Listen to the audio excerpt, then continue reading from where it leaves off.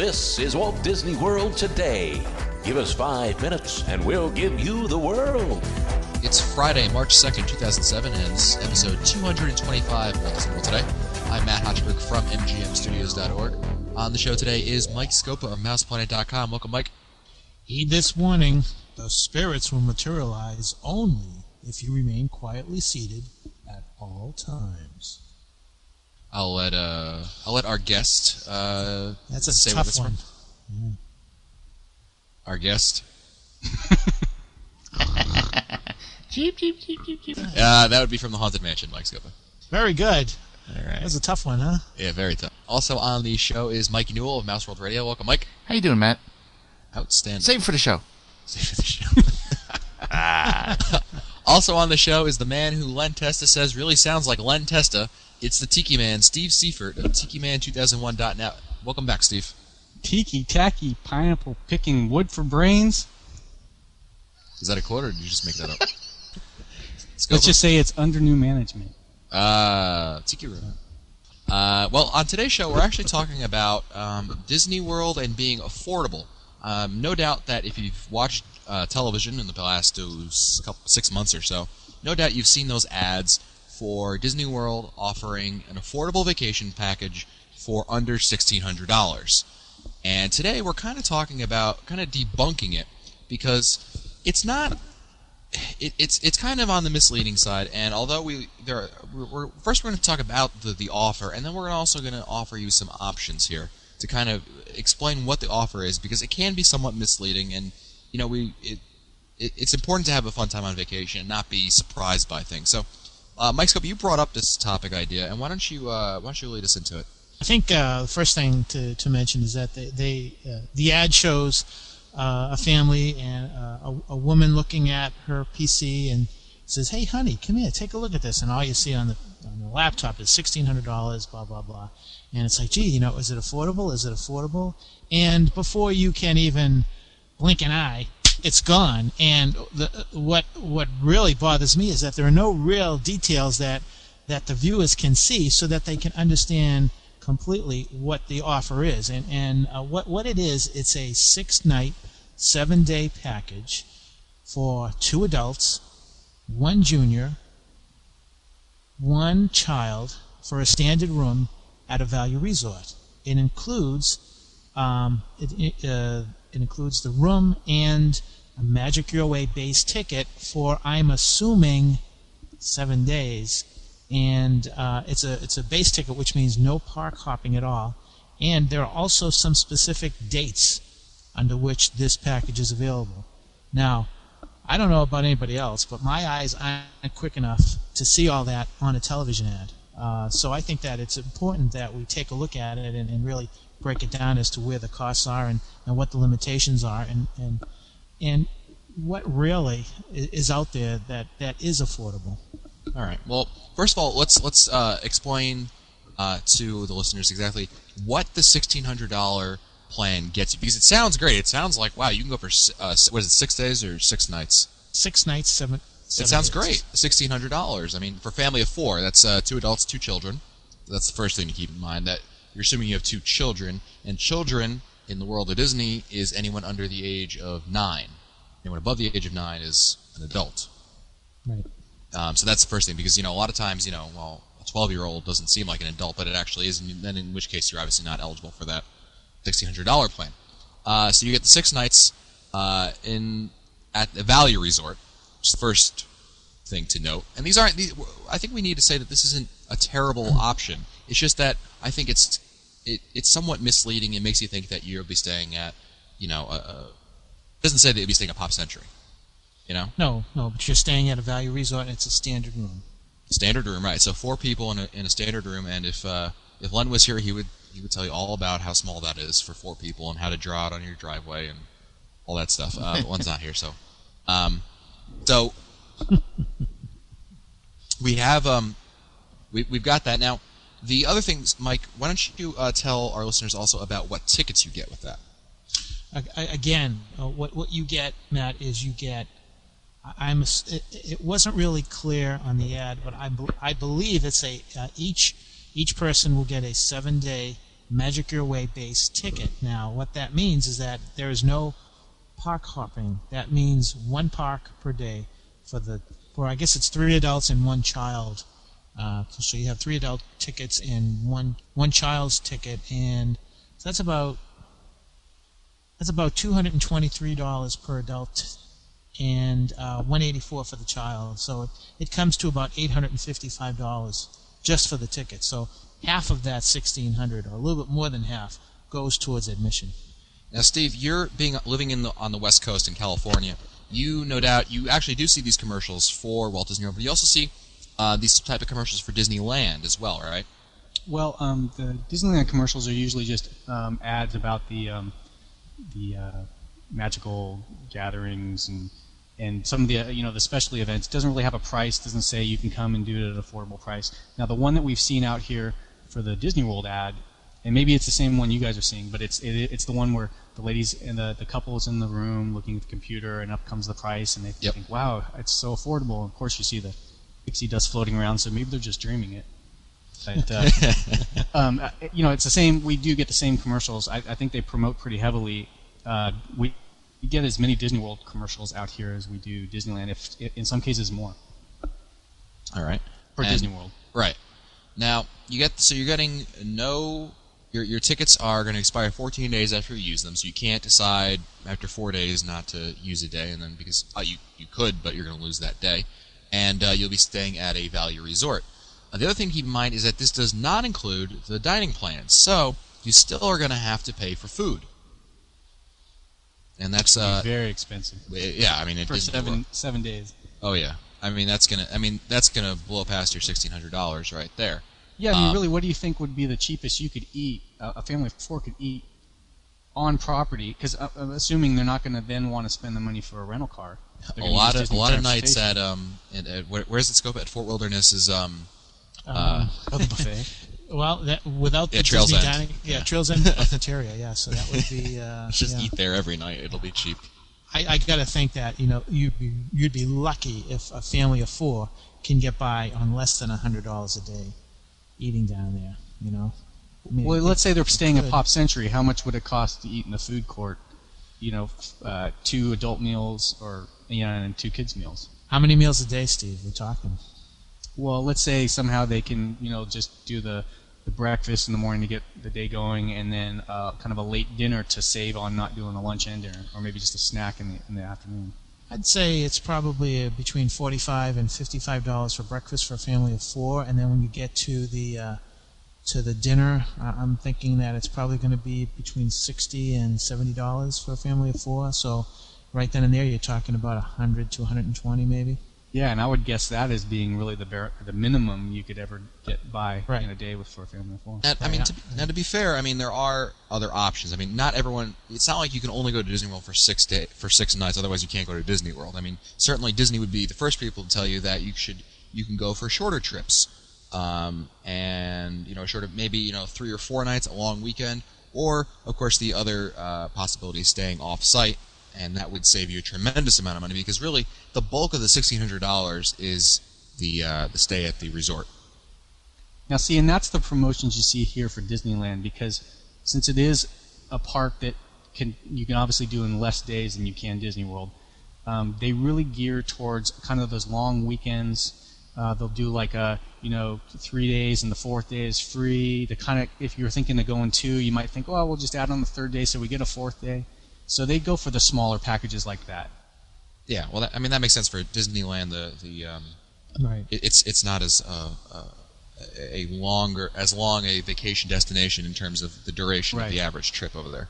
And I would think they would really focus on the discounts for Disney World for at least a minimum of a week, because don't you agree that, especially if somebody's never been there, a week is really the least amount of time you'd ever tell somebody to go for? Oh, absolutely. Oh, right. Right. That's what you have to do, and that's why it's. There's a couple of reasons why they advertise a week-long rate, not a long weekend rate. They want you to stay there longer and spend more money, obviously. Sure. And just like you said, Steve, it's hard, especially for people who've been there the first time. You need at least a week to kind of get a good feel of everything, be able to do. You're not going to be able to do everything, but at least get a feel like you did a lot, Right. And had a good time there. The other thing to mention, one last thing before we stop complaining about Disney and we offer you some options here, is that the $1,600 rate is not good throughout the year. It's only good during the real value season, and we're talking beginning of January to mid-February and September July, and October. August. A lot of the hurricane season. After Thanksgiving and the first couple of weeks of December. Scopa, do you have the dates? One thing that we need to point out is that this offer, the $1,600 offer, is valid. Well, for this year, it's valid. Okay, it's March. It's offered April 15th through December 19th. It was offered from the 1st through the 14th. From the 1st of January through the 14th of February, and now you cannot book rooms until the 15th of April through the 19th of December. Now, like you said, Matt, you've got seasons, and for the value resorts, the value seasons are August 5th through September 3rd and November 25th through December 19th. And what's interesting is that I did some calculations, and if you stay for 6 nights at a value resort during the value season, it's about $553. If you wait until the summer season, the price goes up to $735. Yeah. So there's a big swing there. So in some cases, you can probably do a lot better. And the other thing to keep in mind, and we haven't mentioned this, is that, and I'd like to get Steve's input on this because we've discussed this in other shows, is that we're talking about a 1-day, 1-park ticket. And Steve, I'd like your thoughts on this. Do you really think that the average person can get by with having a base ticket and not being able to jump from park to park? Well, I listened to the show where Len was talking about answering the question on the having the park hopper option and saying it's not necessary. I think if it was the only way you could go, fine. But I think the real way to be able to experience Disney World, every time we've gone to multiple parks in a day, and sometimes more than 2, even if it's just to go and eat in another park. Right. Otherwise, what you do, you just can't go commando all the time. You can't pack up for the whole day and camp out in a park. It's nice to be able to go in for a couple of things and then have that flexibility to go to another park in the evening. Or Animal Kingdom, you can go in the morning and it doesn't take up your whole day. So where are you going to go after that? You'd be able to go to another park. Well, here's now, just so I know, there's already some people who are going on the WDW website and we're complaining we're all dim and gloom here. So let's offer some alternatives, some options here that you can actually save more money. And the first one that comes to mind, and I'll share one, and I'm sure Mike Scopa has a lot here among the rest of you guys. Is the first option is if you're going for 6 days or 7 nights, consider possibly looking ahead of time and seeing if you're going to come back within that calendar year. If so, then you might want to get an annual pass for one person, and then you're not using the rack rates, you'll get a discount on the hotel stay using your annual pass. So you'll be able to save some money there. So there's one option that you can save some money as long as you're looking ahead here. Mike, why don't you share? I know you've got some. Well, right off the bat, Matt, I'm thinking you need to find out which dates fall within the value season, and that way you'd save some money. Like I said, if you can arrange your vacation within the value season dates, it comes to $553 for the room, and then it's about $855 for the tickets. But if you want to add the park hopper option to the ticket, now you're talking about $191. So if you do that, you can actually have that vacation. Well, you can have the room and the admission for under $1,600, and you've got a park hopper tag to the admission. So that's one way of getting more for your money. Absolutely. Some of the other things you could do. I mean, we talked about it before a little bit. Staying off site. I know it's kind of for some people, some more than others, it's a harder bullet to bite because it's just you get that disconnect and you're going to need to rent a car, which a lot of people. I mean, Mike Scopa would tell you to rent a car anyway, even if you are staying on property. But so that's one option to save money. Guys, do we have any others? Well, the Disney resorts that are near downtown Disney. Yes. Those, I've looked at the prices for those, and it seems like those are still kind of in the higher range, but you get a little bit maybe more for your money, room wise and service wise than you do on Disney property, because you're not getting that convenience. But if that's the only way you can do it, I guess off-site, you're gonna be losing a lot of time in the travel. But if it's the only way you can get there, and it's going to help save you money, there's a lot of different options off-site that are pretty close by. Yeah, and the downtown Disney hotels, I know Len has spoken about them before, and he says it's a great rate because really, sometimes depending on the season, I mean, you may actually be paying a moderate resort rate, but getting a room. Let me reverse that.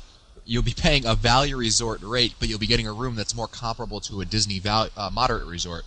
Yeah. Because some of the hotels at downtown Disney are really phenomenal values for what you get, especially compared to what Disney charges.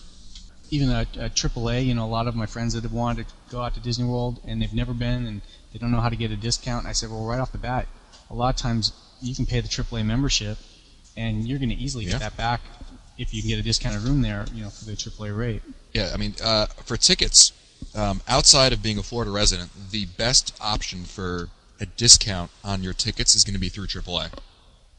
Yeah, I mean, it seems to be more consistent on their discounts than the annual passes were last year. There was a lot of resorts that, especially during the summer, that the annual passes just didn't even offer a discount for.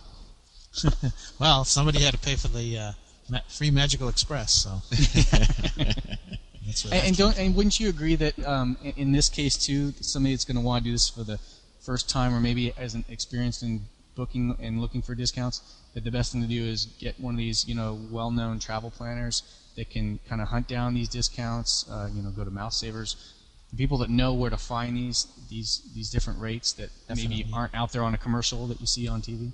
Definitely, absolutely, Steve. I mean. I think we've had a number of travel agents on this podcast, and we would implore that anyone who seems if it seems a little daunting at first to plan it, and even for anyone really, but travel agents are a great resource to get these kinds of discounts. And you bring up a great point, Steve, because when a new one comes out, they'll be the ones that jump on it for you, because a lot of the general public I always think of my mother. What would she do? And she's not going to go over there and be checking Mouse Savers every day like we do. We're crazy like that, but she's not going to do that. So that's where a really good bona fide Disney travel agent will really come in handy over there. You see that question a lot, though. People on the boards ask, should I try one? What's the benefits? And I think sometimes they're worried that either they're going to be taking some money, like it's going to cost them more. They're going to have to pay for that service, which most of them you don't have to. Oh no, they get paid. Right. They get the money back from Disney, and some of them really just have a passion for wanting to help people, and they get the money from Disney, but they're there and they thrive on looking for those deals and helping these people out, giving them the best rate, finding the best solution for their travel plans. Oh, absolutely. It's there. When we talk about the $1,600 affordable plan that Disney offers, I mean that's an option. But if if it's you have to understand what you're getting into, and if you're going in there, saying, "Oh, $1,600 is going to really cut it close," you may want to really re-examine it and weigh your options. And there are ways to save some money there, so that you can make sure that you're going there and you're not going to be eating, saltine crackers and drinking from the water fountains, whenever possible. I mean, you got to. There are options out there, and you should be aware of them. And that this isn't it's not the savior that Disney makes it out to be, but it's also not the end of the world either.